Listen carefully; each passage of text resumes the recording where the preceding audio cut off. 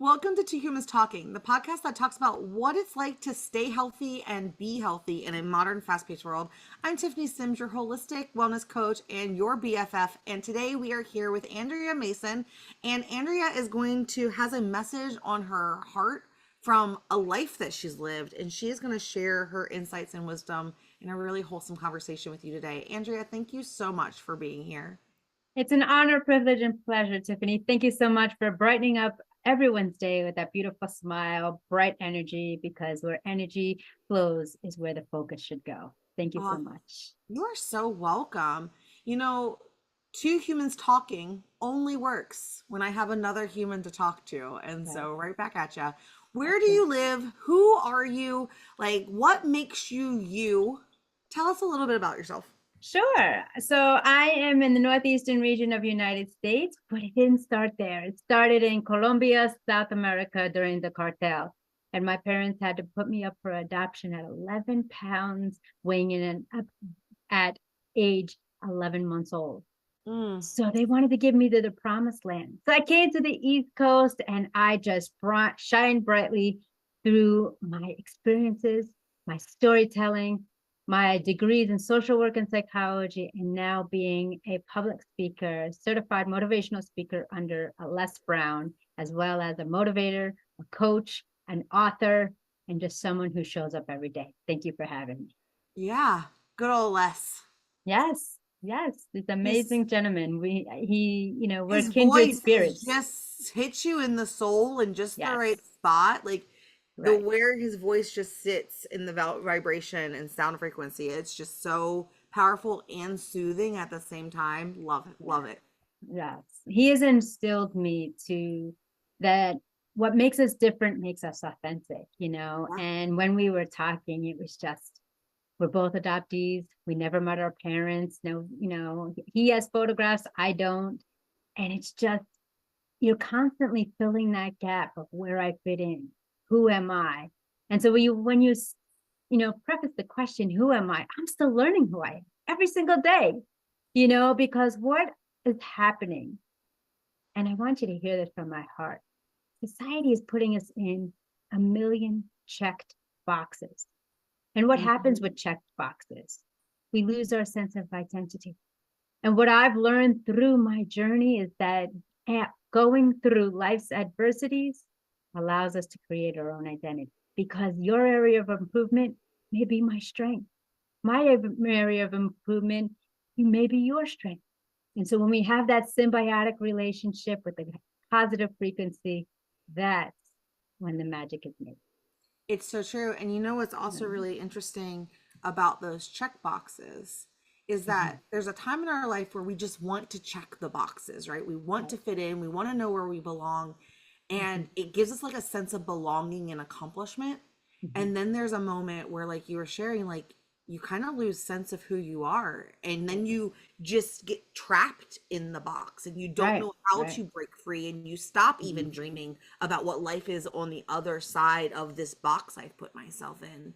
And Right. that's when I've experienced where like the moments where like I started to die a little bit and stop Mhm. living and things felt really hard and everything felt like a daily dumpster fire, and it was Right. because I was a prisoner of the cage that I was so excited to put myself in at the beginning.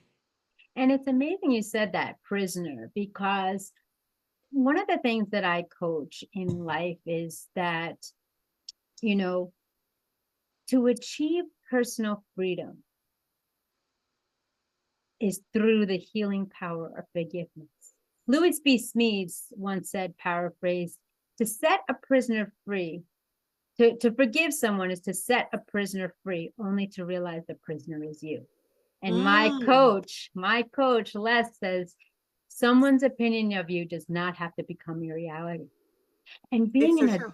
and being an adoptee and having the characteristics, the traits, the physical features that didn't mirror my adoptive parents was difficult. I'll never forget, we were doing a project in school and doing our ancestry and lineage, and we would do a family tree. And as I was creating my family tree, obviously none of them matched mine, as I'm Colombian and my parents were, their extended families from European descent. And they said, you don't look like your parents. I said, well, you know what? My parents said I was a gift. I was a treasure. I was adopted. Then they said, well, if your own parents didn't love you, how are you going to love? And Tiffany, that was the scars that When just you look back resonated. now, when you look back at like, because those things really were happening, and I believe that they're Mhm. still happening now. Sure. But like, doesn't it like, do you ever just pause and think like, what the heck was wrong with those people? Like, what did they go through that they had such a horrific viewpoint that they would tell that, say those things to a child?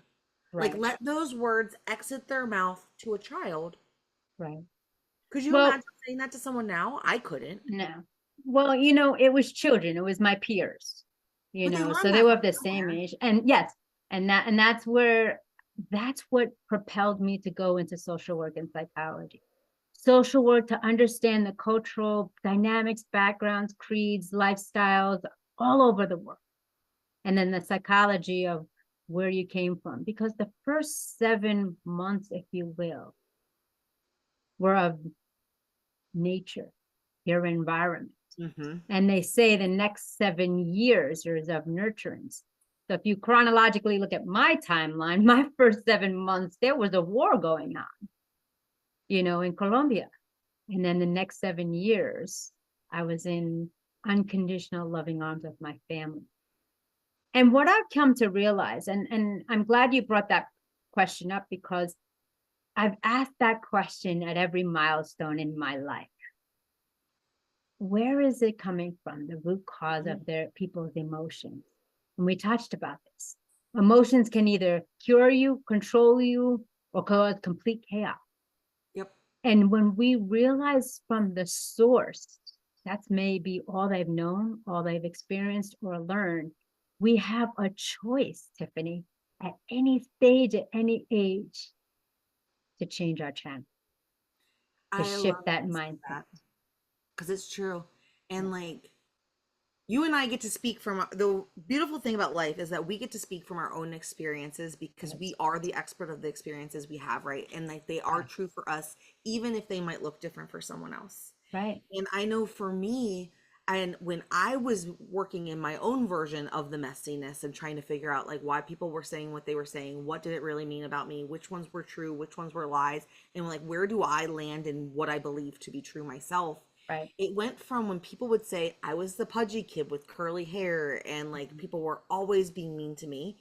And my mom would always say things like, just be mean back to them. And I'm like, that's not nice. Why would I be Right. mean to someone back like that? If I'm Right. hurt because they're being mean to me, how does that fix it, right?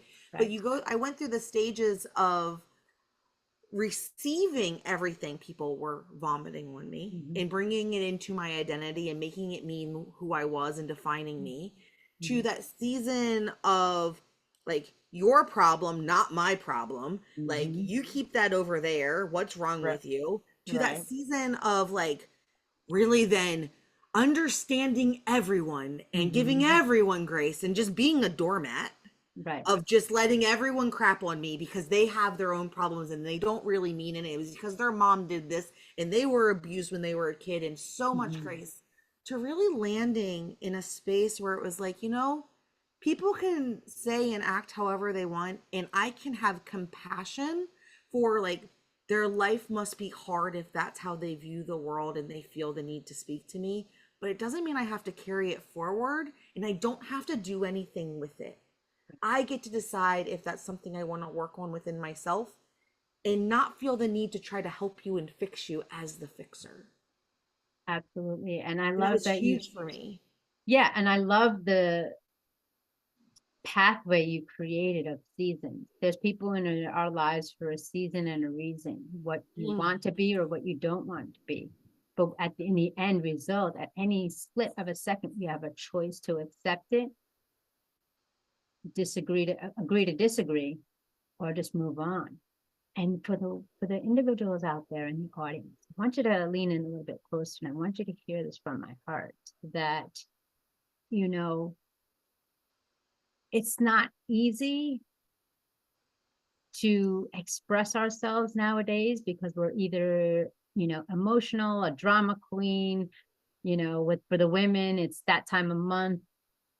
But in order for you to heal, don't refrain yourself from allowing yourself to feel, whether that means crying in the shower, going for a nature walk, reaching out to a loved one. But we cannot depend on others to fix us. And that's the double-edged sword growing up for me. Oh, you can depend on me. I'm here. I'm here to support you. I'm here to be there. It's one thing to say things, but it's another to have the actions match that. But again, we're not here. If we are different, we are authentic. But if we are different, it doesn't give us the right to judge or conform others to what we believe. And that's really what I want people to take home, because today's generations are so confused. They're so confused at such a young age. They don't know where to fit in. They don't know how to express themselves. And unfortunately, they're no longer here because they were in that darkness for too long. Yeah. I'm a high school field hockey coach, Mm-hmm. and one of the things that I've observed, because I don't have children on my own, Mm-hmm. and so I have been out of touch with today's youth for a little bit. Right. I don't have teenagers around. Mm-hmm. And one thing that I've observed is that they have become like their parents did such a good job of teaching them how to use their words to Mm-hmm. describe what they're feeling Right. and to not take the world's crap. Right. And I think that piece of it is wonderful because they are expressing their needs and what makes them uncomfortable in Mm-hmm. ways that like you and I are still healing from Right. and learning how to hold space for that as adults. But Mm-hmm. one thing that they really struggle with is being able to see the world past the end of their nose and Right. having empathy for Mm-hmm. other people and for Mm-hmm. how they fit into the like world pie, Right. because everything is so me centric. They Mm-hmm. don't actually know how to ebb and flow with their peers to Right. achieve a goal, whether it's in the Absolutely. field hockey field or getting a project done in class. They do not know how to collaborate. They only know Mm-hmm. how to take care of themselves. And so for me, when I think about that, and I think about like how you and I were raised of like always people pleasing, sit still, be quiet, fall in line, do what you're told, to like that makes me uncomfortable.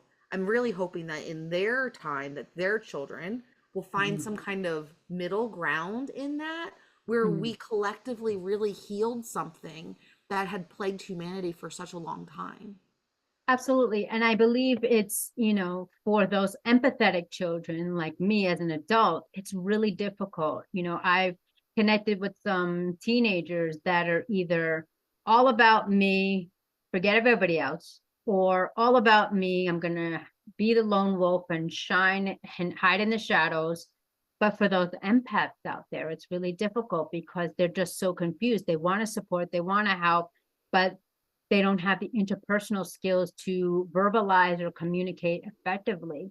And for me, back then, I utilized music and I utilized athletics. I was a soccer athlete and I was a musician and played the piano. And I think we need to, you go from the baby boomer generation to Gen X to seen and not heard to then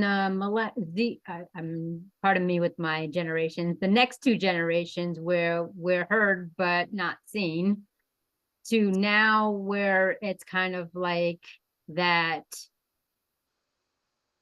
chameleon kind of mentality. Well, I'll fit in where I need to, but I'm not going to overexert myself to learn more in advance in a three-dimensional setting, if that makes sense. Yes. You And that the know, world should cater to me rather than right. me having to put Entitled. effort Right. into. Yes. Correct, correct.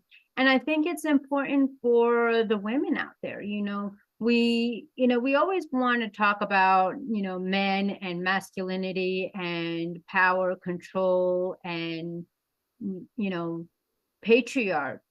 mentality because of the wars, the fighting, and so forth. But at the same token, we have to kind of look at our inner selves as empowering women, because are we really empowering? Because I know so many stories of women who feel inferior when they're successful in their industry. They go to their supervisor with thoughts and missing the adult rated version of pretty much working girl. It's kind of like that inferiority complex Yep. where I want to tell you something, but I know my job's at stake, or I'm going to be fired because I came up with this creative and innovative idea. So I educate women about rise and unite, not conquer and divide, because the more and more we counteract with women amongst each other, whether it's in a social setting, a professional setting, a conversational piece, or just in the world it's lone, every time we mock one another or compete with one another or become in some sort of way, we're fitting the profile of what society is saying why women should not be a higher rank or in charge. But I think if we collectively come together with that nature, that nourish, that logistic, that emotional road and path, and plan it accordingly, that's when we'll be our most successful. I agree wholeheartedly. Back Mm-hmm. when I worked for a Fortune 250 company as an emerging leader for 12 and a half years before I started my own company. Mm-hmm. And one of the pieces of feedback that they told me was holding me back in achieving my career dreams Mm-hmm. and my in climbing that ladder was that I was too friendly, and that they saw that as a weakness. Because and Mm-hmm. I always, and I still to this day, Mm-hmm. you can be kind and human to the people around you and the people that you work with and work for you, Right, while still being able to close the door and have hard conversations, right, saying what you need to say, setting clear expectations and consequences if needed of what the right, roadmap moving forward is, and open the door and be human again. right, Like, right, they do not need to be exclusively different. right. And as you were sharing your parts of the story, like that is Mm-hmm. what popped up in my head of like, that is our gifts as a woman. Mm-hmm. Those are the things that are a superpower that make the world keep going, is that we can hold space in connection with other people while still getting massive amounts of stuff done to Mm-hmm. fill a goal and head towards a purpose. Right, right. They And do I think, like, yeah, pardon me, go ahead. no, you Pardon go me. right ahead. No, and I think it's that dynamic of yin and yang, because you have the male who is perceived as get things done, facts, stats, logistics, progress, success. You can have that same mission and that same pathway as a woman, but also have empathy, nature, nurturance, emotional stability, and balance. And I think that's what's truly the core as working for, in the corporate world, that will help teams build teams. Because if you are mad at Sally and you're mad at Rob and you don't address it professionally in a civil manner, you're going to have toxicity in the office. And if you have an issue with your boss, regardless of male or female, you're going to have an issue in the office. But what really comes down to was what I learned in the corporate world is it truly affecting you and your productivity? Then you need to address it. If it's not, then you need to get to the root cause. What Yes. trigger is this igniting in you, whether from your past, your childhood, or whatever? Face it head on and fail and move forward. Yes. You know, Yes. I'll wholeheartedly agree. yeah. And recognizing that knowing how to collaborate is a Mm-hmm. superpower. Oh, Like when absolutely. you stop, I don't know about you, but like when I stop seeing the everyone else as competition Mm-hmm. and just recognize people for the skills and talents that they had and how Mm-hmm. they fit into the picture, and we Mm-hmm. could piece it all together, and you will help leverage people's strengths, all of a Mm-hmm. sudden you rise as a leader because now you're putting people in the matching their skills with their goals, with the projects at hand, and now everyone's happy Yeah. and everyone's thriving and everyone's working harder than they've ever worked before, but yet feeling more peace Right. and fulfillment than Mm-hmm. they've ever felt before. Yeah. Like, that is such a underrated gift and skill Mm-hmm. set that I think we get overlooked in that like hustle, grind, pointing fingers, trying to figure out how you don't fit in or how you threaten me so that I Right. can tear you down and keep you small so that I can look bigger and better.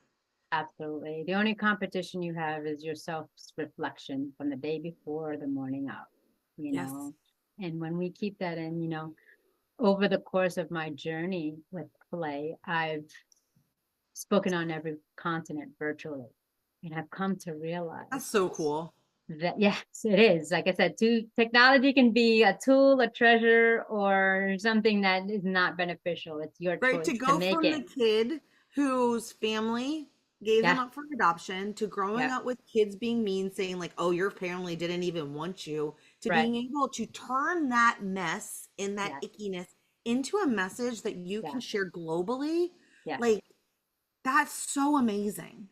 Thank you. In hindsight, it's kind of like you asked me 10 years ago, hey, do you feel comfortable speaking virtually to everyone about your entire life story? I'd be like, you're crazy. I'm the person behind, I'm the person behind the scene. I'm the wizard behind the curtain, helping everybody else.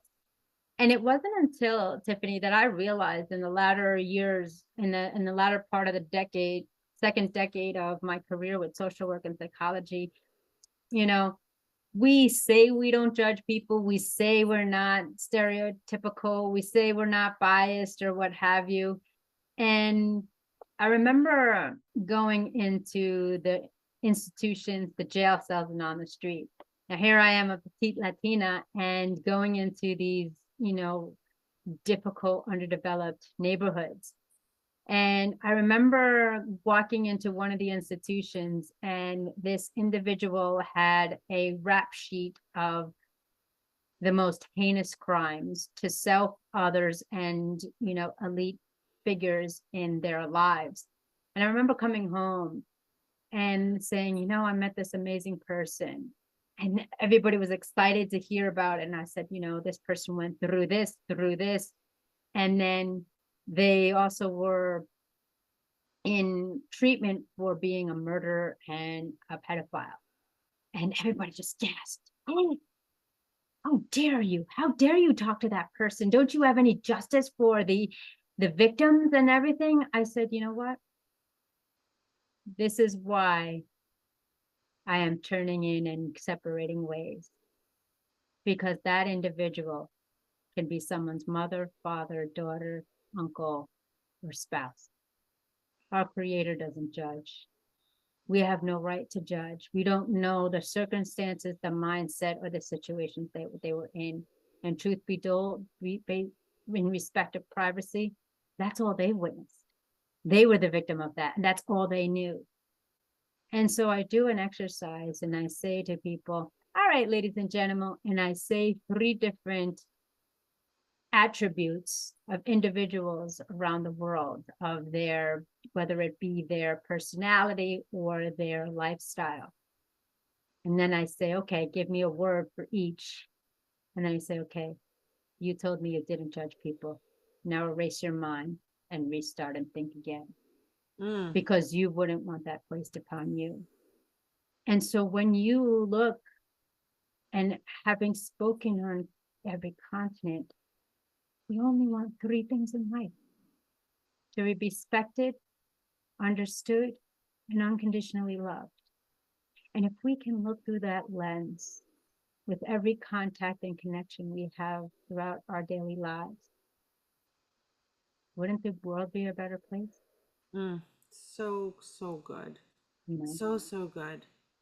And I really appreciate you spending time with us today and really Right. sharing a bit about you. And I know we just scratched the surface, like Yes. barely scratched the surface in Absolutely. a little conversation.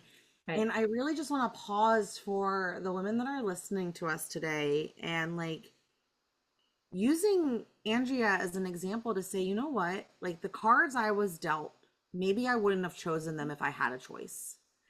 Or knowing what I know now, maybe I would have, but I get to choose what tomorrow looks like, regardless of what I was dealt in this world. And so, like, what would you do differently? What things would you stop doing that are no longer serving you to make room for the things and the habits and the new environments that will allow you to live into your best, most wholesome life where life doesn't feel so much of a struggle.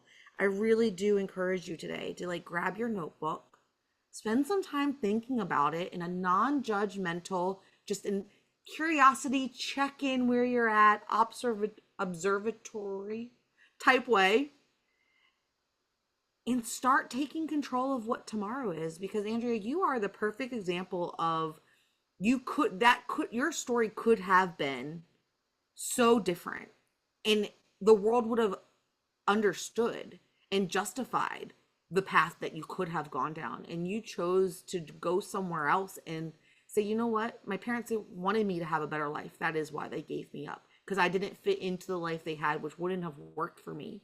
And continually to grow through social work and now into speaking and sharing that message to help other people with their unlocks.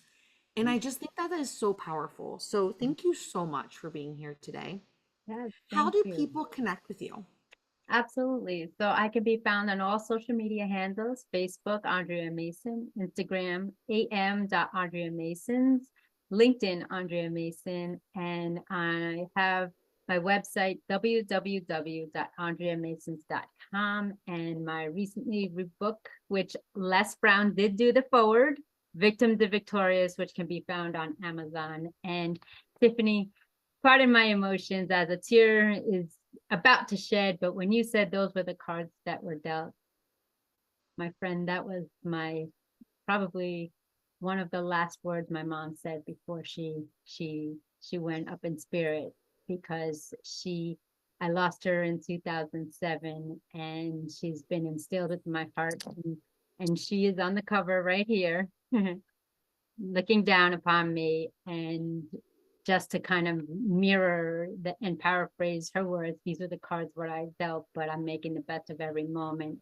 And then less than 24 hours crossing over really struck a chord. Mm. So time is precious and very valuable and cannot be taken for granted. Thanks for watching. I hope you found this episode as inspiring and actionable as I did. If you're ready to stop just surviving and start living a life where your health, your relationships, and your career work together without the burnout, then it's time that you join the Modern Women's Society. Inside, I'll walk you through my life GPS system, a proven blueprint to help you have it all while thriving. You'll gain tools, coaching, and the kind of clarity that brings big dreams to life without the stress, overwhelm, guilt, and shame that the modern woman is used to. We're going to create a life where you feel energized and excited to wake up every day and fulfilled when you put your head on the pillow. Click the link below to learn more and join countless other women who are redefining success on their terms. Because the life you've dreamed about is closer than you think. I'll see you on the inside.